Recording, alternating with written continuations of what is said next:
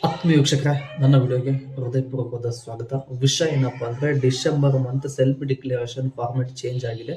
ಅದನ್ನ ಯಾವ ರೀತಿ ಸೆಲ್ಫ್ ಡಿಕ್ಲರೇಷನ್ ಮಾಡಿಸ್ಬೇಕು ಅಂತ ಕೇಳಿದ್ರೆ ಒಂದು, ಮತ್ತೆ ಎರಡನೇದು ಬಂದು ಈಗಾಗಲೇ ಅಂದ್ರೆ ಇದು 4-5ನೇ ತಾರೀಕು ಫಾರ್ಮೆಟ್ ಚೇಂಜ್ ಆಗಿದೆ. ಇದಕ್ಕಿಂತ ಮುಂಚೆ 1ನೇ ತಾರೀಕು, 2ನೇ ತಾರೀಕು, 3ನೇ ತಾರೀಕು ಸೆಲ್ಫ್ ಡಿಕ್ಲರೇಷನ್ ಮಾಡಿಸಿರ್ತೀರಲ್ಲ, ಇವ್ರು ಏನ್ ಮಾಡ್ಬೇಕು? ಹಳೆ ಸೆಲ್ಫ್ ಡಿಕ್ಲರೇಷನ್ ನಡೀತದ, ಇಲ್ಲ ಮತ್ತೆ ಒಂದ್ಸಲ ನಾವು ಸೆಲ್ಫ್ ಡಿಕ್ಲರೇಷನ್ ಮಾಡಿಸ್ಬೇಕಾ ಅಂತ ಕೂಡ ಕೇಳಿದ್ರೆ.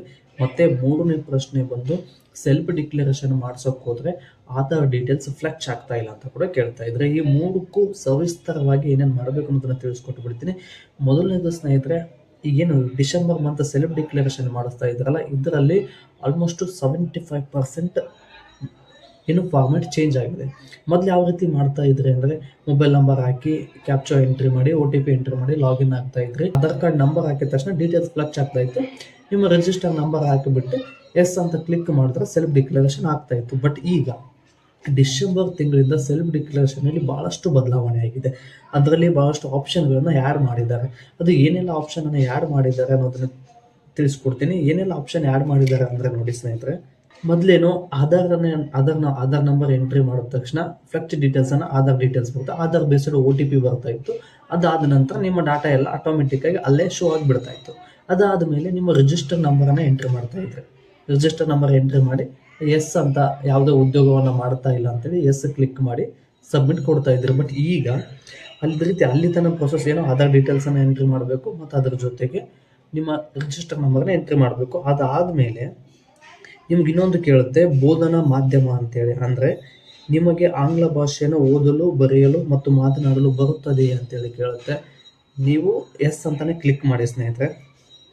ಮತ್ತು ಅದರ ಜೊತೆಗೆ ನೀವು ಯಾವ ರಾಜ್ಯದವರು ಅಂತ ಕೇಳುತ್ತೆ, ಅಲ್ಲಿ ಕರ್ನಾಟಕ ಅಂತ ಸೆಲೆಕ್ಟ್ ಮಾಡ್ಕೊಳ್ಳಿ. ಮತ್ತು ಅದರ ಜೊತೆಗೆ ಯಾವುದೇ ಸೆಮಿಸ್ಟರ್ಗಳಲ್ಲಿ ಯಾವ ವಿಷಯದಲ್ಲಿ ಬಾಕಿ ಉಳಿಸಿಕೊಳ್ಳಲಾಗುತ್ತೆ, ಅಂದರೆ ನೀವು ಯಾವುದಾದ್ರೂ ಬ್ಯಾಕ್ಲಾಗ್ನ ಇಟ್ಕೊಂಡಿದ್ದೀರಾ ಅಂತ ಕೇಳುತ್ತೆ, ಅಲ್ಲಿ ನೋ ಅಂತ ಕ್ಲಿಕ್ ಮಾಡಿ. ಮತ್ತು ಅದರ ಜೊತೆಗೆ ಇನ್ನೂ ಒಂದು ವಿಷಯನ ಇದರಲ್ಲಿ ಆ್ಯಡ್ ಮಾಡಿದ್ದಾರೆ, ಕೌಶಲ್ಯಕಾರ ರಿಜಿಸ್ಟ್ರೇಷನ್ನಲ್ಲಿ ನೀವು ನೋಂದಣಿ ಆಗಿದ್ದೀರೋ ಇಲ್ವೋ ಅಂತ ಕೂಡ ಕೇಳುತ್ತೆ. ಅದನ್ನ ಎಸ್ ನೋಂದಣಿ ಆಗಿದ್ರೆ ನೋಂದಣಿ ಆಗಿದ್ದೀವಿ ಅಂತ ಸೆಲೆಕ್ಟ್ ಮಾಡ್ಕೊಳ್ಳಿ. ಮತ್ತು ಅದ್ರ ಜೊತೆ ಇಲ್ಲ ಅಂದ್ರೆ ಇಲ್ಲ ಅಂತ ಸೆಲೆಕ್ಟ್ ಮಾಡ್ಕೊಳ್ಳಿ ಸ್ನೇಹಿತರೆ. ಮತ್ತೆ ಇನ್ನೊಂದು ವಿಷಯ ಏನು ಕೇಳಿದ್ದಾರೆ ಅಂದ್ರೆ, ಮತ್ತೆ ನೀವು ಫಿನ್ಟೆಕ್ ಮತ್ತು BFSI ಬ್ಯಾಂಕಿಂಗ್, ಹಣಕಾಸು ಸೇವೆ ಮತ್ತು ವಿಮೆ ವಲಯದಲ್ಲಿ ಕೆಲಸ ಮಾಡಲು ಆಸಕ್ತಿ ಹೊಂದಿದ್ದೀರಾ ಅಂದ್ರೆ, ಬ್ಯಾಂಕಿಂಗ್ ಮತ್ತು ಫೈನಾನ್ಸ್ ಏನು ಮಾಡ್ತಾರಲ್ಲ, ಈ ವಲಯದಲ್ಲಿ ನಿಮಗೆ ಕೆಲಸ ಮಾಡೋದಕ್ಕೆ ಇಂಟ್ರೆಸ್ಟ್ ಇದೆಯಾ ಅಲ್ಲ ಅಂತ ಕೇಳಿದ್ದಾರೆ. ನಿಮಗೆ ಇಂಟ್ರೆಸ್ಟ್ ಇದ್ದರೆ ಇದೆ ಅಂತ ಸೆಲೆಕ್ಟ್ ಮಾಡ್ಕೊಳ್ಳಿ, ಇಲ್ಲ ಅಂದರೆ ಇಲ್ಲ ಅಂತ ಸೆಲೆಕ್ಟ್ ಮಾಡ್ಕೊಳ್ಳಿ, ಅದಕ್ಕೇನು ತೊಂದರೆ ಇಲ್ಲ ಸ್ನೇಹಿತರೆ. ಮತ್ತೆ ತರಬೇತಿ ಪಡ್ಕೊಳ್ಳೋದಕ್ಕೆ ಇಂಟ್ರೆಸ್ಟ್ ಇದೆಯೋ ಇಲ್ಲ ಅಂತ ಕೇಳುತ್ತೆ. ಕೌಶಲ್ಯಕಾರ ಕರ್ನಾಟಕ ರಿಜಿಸ್ಟರ್ ಮಾಡಿದ ಮೇಲೆ ನೋ ಅಂತ ಸೆಲೆಕ್ಟ್ ಮಾಡಿದ್ರೆ ಏನೋ ಮುಂದಿನ ಆಪ್ಷನ್ ಬರೋದಿಲ್ಲ. ಎಸ್ ಅಂತ ಸೆಲೆಕ್ಟ್ ಮಾಡಿದ್ರೆ ಮತ್ತೆ ನೀವು ತರಬೇತಿ ಪಡ್ಕೊಳ್ಳೋದಕ್ಕೆ ಇಂಟ್ರೆಸ್ಟ್ ಇದೆಯೋ ಇಲ್ಲ ಅಂತ ಕೇಳುತ್ತೆ. ಇಂಟ್ರೆಸ್ಟ್ ಇದ್ದರೆ ಇದೆ ಅಂತ ಸೆಲೆಕ್ಟ್ ಮಾಡ್ಕೊಳ್ಳಿ. ಮತ್ತು ಈ ಎಲ್ಲ ಡೀಟೇಲ್ಸನ್ನು ಏನು ಎಂಟ್ರಿ ಮಾಡಬೇಕು, ಎಸ್ ನೋ ಎಂಟ್ರಿ ಮಾಡಬೇಕಂತ ಏನು ಹೇಳಿದ್ನಲ್ಲ, ಇದು ಖಂಡಿತವಾಗಿ ಯುವನಿಧಿ ಪೋರ್ಟಲ್ ಕಡೆಯಿಂದ ಅಪ್ಡೇಟ್ ಬಂದಿಲ್ಲ ಸ್ನೇಹಿತರೆ. ಎಸ್ ಅಂತ ಎಂಟ್ರಿ ಮಾಡಿ ಕೌಶಲ್ಯಕರಣ ರಿಜಿಸ್ಟರ್ ಆಗಿದೆಯೋ ಇಲ್ವೋ ಅನ್ನೋದನ್ನು ನೋ ಅಂತ ಕ್ಲಿಕ್ ಮಾಡಿ. ಯಾಕಂದರೆ ಈಗ ಇನ್ನೂ ಒಂದು ಸಮಸ್ಯೆ ಬರ್ತಾ ಇದೆ. ಏನು ಸಮಸ್ಯೆ ಕಾಣ್ತಾ ಇದೆ ಅಂದರೆ, ಅಲ್ಲಿ ಆಧಾರ್ ನಂಬರ್ ಹಾಕಿ ಫ್ಲೆಕ್ಚ್ ಡೀಟೇಲ್ಸ್ ಅಂತ ಹೊಡೆದ್ರೆ ಆಧಾರ್ ಡೀಟೇಲ್ಸ್ ಫ್ಲೆಕ್ಚ್ ಆಗ್ತಾ ಇಲ್ಲ. ಅಂದರೆ ಯುವನಿಧಿ ಕಡೆಯಿಂದ ಈ ಫಾರ್ಮೆಟ್ ಏನು ಚೇಂಜ್ ಆಗಿದೆಯಲ್ಲ, ಚೇಂಜ್ ಆಗಿರೋ ಸಲುವಾಗಿನೇ ಆಧಾರ್ ಡೀಟೇಲ್ಸ್ ಫ್ಲೆಕ್ಚ್ ಆಗ್ತಾ ಇಲ್ಲ. ಅಂದರೆ ಯುವನಿಧಿ ಪೋರ್ಟಲ್ ಸರ್ವರ್ ಬಿಸಿ ಇದೆ ಅಂತೇಳಿ ನೀವು ತಿಳ್ಕೊಬೇಕು ಸ್ನೇಹಿತರೆ. OTP ಹಾಕಿ ಲಾಗಿನ್ ಮಾಡಿದ ತಕ್ಷಣ ಈ ಪೇಜ್ ಅಂತಲೇ ಬರ್ತದೆ. ಬಟ್ ಆಧಾರ್ ಡೀಟೇಲ್ಸ್ ಫ್ಲೆಕ್ಚ್ ಆಗ್ತಾ ಇಲ್ಲ ಅಂದರೆ ಇನ್ನೂ ಸರ್ವರ್ ಬಿಸಿ ಆಗಿದೆ. ಈ ಸರ್ವರ್ ಬಿಸಿ ಆಗಿರೋ ಕಾರಣದಿಂದಾಗಿ ಯಾವುದೇ ಸೆಲ್ಫ್ ಡಿಕ್ಲರೇಷನ್ ಆಗ್ತಾ ಇಲ್ಲ. 3-4 ದಿನ ಆಯಿತು. ನನ್ನ ಸಲಹೆ ಏನಂದರೆ, ಈ ಮಧ್ಯದಲ್ಲಿ ಯಾವುದೇ ಸೆಲ್ಫ್ ಡಿಕ್ಲರೇಷನ್ ಮಾಡ್ಸೋಕೆ ಹೋಗ್ಬೇಡಿ. ಕೆಲವಷ್ಟು ದಿನಗಳವರೆಗೂ ತಡೀರಿ ಸ್ನೇಹಿತರೆ. ಯಾಕಂದರೆ ಯುವನಿಧಿ ಕಡೆಯಿಂದ ಏನಾದರೂ ಅಪ್ಡೇಟ್ ಬಂದರೆ, ಈಗ ನೋಡಿ ಅದರಲ್ಲಿ ಕೆಲವೊಂದಿಷ್ಟು ಪ್ರಶ್ನೆಗಳನ್ನು ಕೇಳಿದ್ದಾರೆ. ನೀವು ಬ್ಯಾಂಕಿಂಗ್ ಫೈನಾನ್ಸ್ನಲ್ಲಿ ಕೆಲಸ ಮಾಡಲು ಆಸಕ್ತಿ ಹೊಂದಿದ್ರೆ ಮತ್ತು ನೆಕ್ಸ್ಟ್ ಮಂತಿಂದ ಅಲ್ಲಿಗೆ ನಿಮ್ಮನ್ನು ಏನಾದರೂ ಆಸಕ್ತಿ ಇದ್ದರೆ ಅಲ್ಲಿ ನಿಮ್ಮನ್ನು ಕೆಲಸಕ್ಕೆ ಸೇರಿಸೋ ವ್ಯವಸ್ಥೆ ಕರ್ನಾಟಕ ಸರ್ಕಾರ ಮಾಡ್ಬೋದು. ಮತ್ತು ಮುಂದಿನ ದಿನಮಾನಗಳಲ್ಲಿ ಯುವನಿಧಿಯನ್ನು ಬರದೇ ಹೋಗ್ಬೋದು ನಿಮ್ಗೆ ಅಲ್ಲಿ ಕೆಲಸ ಇದ್ದರೆ. ಇಲ್ಲ ಅಂತ ಸೆಲೆಕ್ಟ್ ಮಾಡಿದ್ರೆ ಮತ್ತೆ ನೀವು ಕೌಶಲ್ ಕರ್ನಾಟಕ ರಿಜಿಸ್ಟರ್ ಆಗಿದ್ದೀರಾ, ತರಬೇತಿಯನ್ನು ಪಡ್ಕೊಳ್ಳೇಬೇಕು ಅಂತೇಳಿ ಮ್ಯಾಂಡೇಟರಿ ಅಂತೇಳಿ ಬರ್ಬೋದು. ಈ ಎಲ್ಲ ಅಪ್ಡೇಟ್ಗಳು ಬರೋ ಸಾಧ್ಯತೆ ಇರೋದರಿಂದ ನೀವು, ಯಾಕಂದರೆ ಡಿಸೆಂಬರ್ 25ನೇ ತಾರೀಕುವರೆಗೂ ನಿಮಗೆ ಸೆಲ್ಫ್ ಡಿಕ್ಲರೇಷನ್ ಮಾಡಿಸೋದಕ್ಕೆ ಟೈಮ್ ಇದೆ. ಯಾವುದೇ ಅರ್ಜೆಂಟ್ ಮಾಡೋಕೆ ಹೋಗ್ಬೇಡಿ. ಅದು ಸರ್ವರು ಮತ್ತು ಅದೆಲ್ಲ ಪ್ರಾಬ್ಲಮ್ ಕ್ಲಿಯರ್ ಆಗೋ ತನಕ ಯಾವುದೇ ಕಾರಣಕ್ಕೂ ಸೆಲ್ಫ್ ಡಿಕ್ಲರೇಷನ್ನ ಮಾಡ್ಸೋಕೆ ಹೋಗ್ಬೇಡಿ. ಕ್ಲಿಯರ್ ಆದರೆ ಸೆಲ್ಫ್ ಡಿಕ್ಲರೇಷನ್ ಮಾಡಿಸೋಕೆ ಯಾವುದೇ ತೊಂದರೆ ಇಲ್ಲ ಅಂದರೆ ನಾನು ಚಾನಲಲ್ಲಿ ವಿಡಿಯೋ ಮಾಡ್ತಾ ಇರ್ತೀನಿ, ಅಪ್ಡೇಟ್ ಮಾಡಿ ನಿಮಗೆ ತಿಳಿಸ್ತೀನಿ.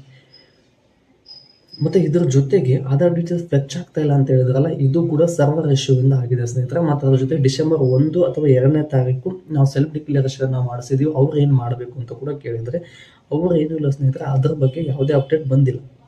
ಯಾಕಂದರೆ ಸೆಲ್ಫ್ ಡಿಕ್ಲರೇಷನ್ನು ಮಾಡಿಸಿದಿರ ಸಕ್ಸಸ್ ಆಗಿದೆ, ಬಟ್ ಇದು ಅದಕ್ಕಿಂತ ಮುಂಚೆ ಈ ಫಾರ್ಮೆಟ್ ಬಂದಿರಲಿಲ್ಲ. ಅದಕ್ಕೇನಾದ್ರು ಅಪ್ಡೇಟ್ ಬಂದರೆ ನನ್ನ ಚಾನಲಲ್ಲಿ ಆ ವಿಡಿಯೋ ಮಾಡಾಕ್ತೀನಿ. ಇದು ಯೂಸ್ಫುಲ್ ಆಗಿದೆ ಅನ್ಕೋತೀನಿ ಸ್ನೇಹಿತರೆ. ವಿಷಯ ಏನಂದರೆ ಶಾರ್ಟ್ ಆಗಿ ಹೇಳ್ಬಿಡ್ತೀನಿ. ಡಿಸೆಂಬರ್ ತಿಂಗಳಲ್ಲಿ ಸೆಲ್ಫ್ ಡಿಕ್ಲರೇಷನ್ನು ಫಾರ್ಮೆಟ್ ಚೇಂಜ್ ಆಗಿದೆ, ಅದೇನು ಚೇಂಜ್ ಆಗಿದೆ ಅನ್ನೋದನ್ನು ತಿಳಿಸ್ಕೊಟ್ಟಿದ್ದೀನಿ. ಮತ್ತು 1-2 ತಾರೀಕು, ಡಿಸೆಂಬರ್ 1ನೇ ತಾರೀಕು 2ನೇ ತಾರೀಕು ಸೆಲ್ಫ್ ಡಿಕ್ಲರೇಷನ್ ಏನು ಮಾಡಿಸಿದಾರಲ್ಲ, ಇವ್ರ ಬಗ್ಗೆ ಯುವನಿಧಿ ಕಡೆಯಿಂದ ಯಾವುದೇ ಅಪ್ಡೇಟ್ ಬಂದಿಲ್ಲ ಸ್ನೇಹಿತರೆ. ಅಪ್ಡೇಟ್ ಬಂದರೆ ನಾನು ಆಗಲೇ ನನ್ನ ಚಾನಲಲ್ಲಿ ವಿಡಿಯೋ ಮಾಡಿ ಅದರ ಬಗ್ಗೆ ಸಂಪೂರ್ಣವಾಗಿ ತಿಳಿಸ್ಕೊಡ್ತೀನಿ. ಮತ್ತು ಅದರ್ ಡೀಟೇಲ್ಸ್ ಫ್ಯಾಕ್ಚ್ ಆಗ್ತಾ ಇಲ್ಲ ಅಂತ ಹೇಳಿದರೆ ಇದಕ್ಕೆ ಕಾರಣ ಯುವನಿಧಿ ಪೋರ್ಟಲಲ್ಲಿ ಸರ್ವರ್ ಇಲ್ಲ ಸ್ನೇಹಿತರೆ. ಸರ್ವರ್ ಬಂದ ತಕ್ಷಣ ನಾನು ನಿಮಗೆ ವಿಡಿಯೋ ಮಾಡಿ ಹಾಕ್ತೀನಿ, ಅದ ನಂತರ ನೀವು ಸೆಲ್ಫ್ ಡಿಕ್ಲರೇಷನ್ನ ಮಾಡಿಸ್ಬೋದು ಅಂತ ಹೇಳ್ತೇನೆ ಸ್ನೇಹಿತರೆ. ಮತ್ತು ವಿಡಿಯೋ ಯೂಸ್ಫುಲ್ ಆಗಿದ್ದರೆ ನಾನು ಹೆಚ್ಚಿನ ವಿಡಿಯೋವನ್ನು ಮಾಡಲಿಕ್ಕೆ ನಿಮ್ಮ ಪ್ರೋತ್ಸಾಹದ ಅವಶ್ಯಕತೆ ಇದೆ. ಈ ಪ್ರೋತ್ಸಾಹವನ್ನು ವಿಡಿಯೋಗೆ ಲೈಕ್, ಶೇರ್, ಕಮೆಂಟ್ ಹಾಗೂ ಅದಕ್ಕಿಂತ ಹೆಚ್ಚಾಗಿ ಚಾನಲನ್ನು ಸಬ್ಸ್ಕ್ರೈಬ್ ಮಾಡ್ಕೊಳ್ಳಿ ಅಂತ ಹೇಳ್ತಾ, ವಿಡಿಯೋನ ಪೂರ್ತಿಯಾಗಿ ನೋಡಿರ್ತಕ್ಕಂಥ ನನ್ನ ಎಲ್ಲ ಆತ್ಮೀಯರಿಗೆ ಹೃದಯಪೂರ್ವಕವಾದ ಧನ್ಯವಾದಗಳು ಸ್ನೇಹಿತರೆ. ಮತ್ತು ಇನ್ನೊಂದು ಖುಷಿ ವಿಚಾರ ಏನಪ್ಪ ಅಂತ ಅಂದರೆ, ನನ್ನ ಚಾನಲಲ್ಲಿ 1000 ಸಬ್ಸ್ಕ್ರೈಬರ್ ಕಂಪ್ಲೀಟ್ ಆಗಿದ್ದರೆ ಇದು ನಿಮ್ಮ ಬೆಂಬಲ ಮತ್ತು ನನ್ನ ಒಂದು ಸಣ್ಣ ಪ್ರಯತ್ನ ಸ್ನೇಹಿತರೆ. ಮತ್ತು ಮುಂದಿನ ವಿಡಿಯೋದಲ್ಲಿ ಸಿಗೋಣ. ಧನ್ಯವಾದಗಳು.